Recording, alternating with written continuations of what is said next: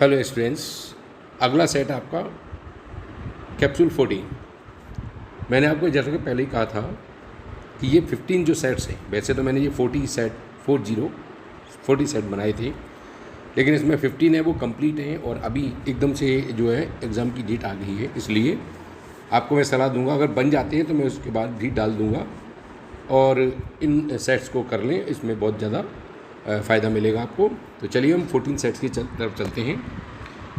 इसमें 20 क्वेश्चन दिए हुए हैं, जिनमें पहला एक पैसेज दिया हुआ, वो छोटा सा पैसेज है और पैसेज को मैं बार बार आप लोगों से बोलता भी हूँ कि छोड़ के नहीं आना है ना।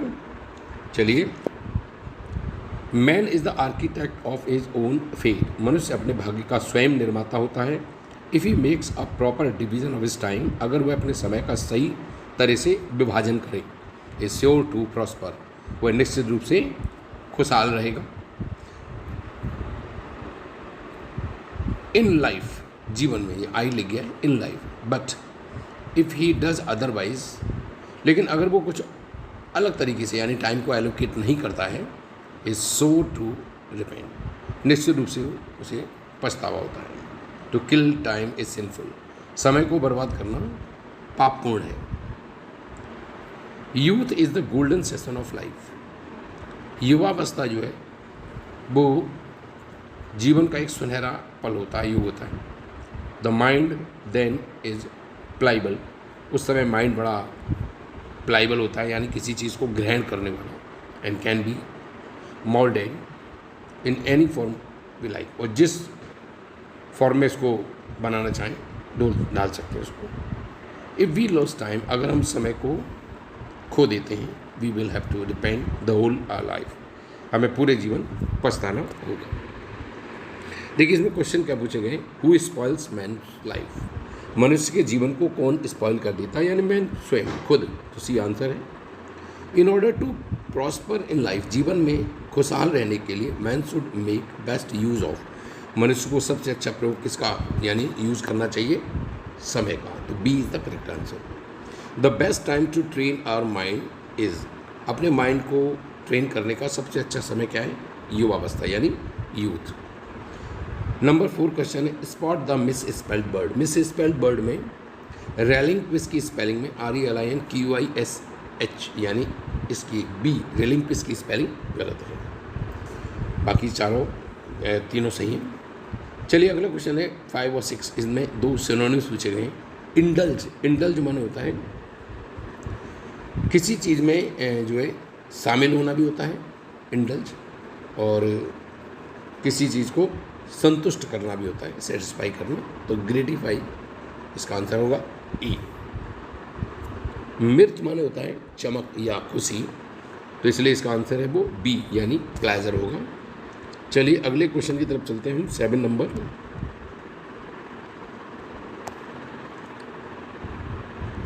क्वेश्चन नंबर 7 में 2 एंटोनिम्स बनाने हैं, बताने हैं, जिनमें पहला क्वेश्चन है पनिश। पनिश माने होता है दंडित करना और रिवॉर्ड माने होता है पुरस्कृत करना।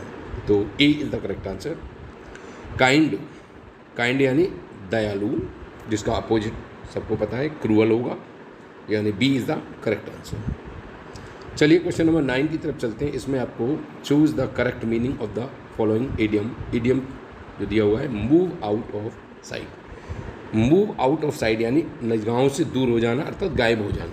तो इसका आंसर डी होना चाहिए, डिसअपियर। अगर किसी को किसी में कोई डाउट भी है तो कमेंट बॉक्स में आप लिख सकते हैं, बता सकते हैं, उसके जवाब में आपको दे दूँगा। चलिए क्वेश्चन नंबर 10 है, fill in the blanks. I own my life to attend the fashion show. तो फैशन शो को अटेंड करने के लिए मुझे क्या करना चाहिए, आई प्रिविल्ड ऑन, प्रिविल्ड हमेशा ऑन लेता है, प्रिविल्ड कहता है किसी चीज़ को दवा बनाना। I prevailed on my wife to attend, तो मैंने अपनी वाइफ को सजेशन दिया, या अब सजेस्टेड होता तो ऑन नहीं लगा होता, तो प्रिविल ऑन पूरे का मतलब होता है वो सजेस्टेड होता है, इसलिए आंसर है वो ए होगा। नंबर 11 है, he can not pass he works hard. वह पास नहीं हो सकता जब तक वो मेहनत नहीं करेगा।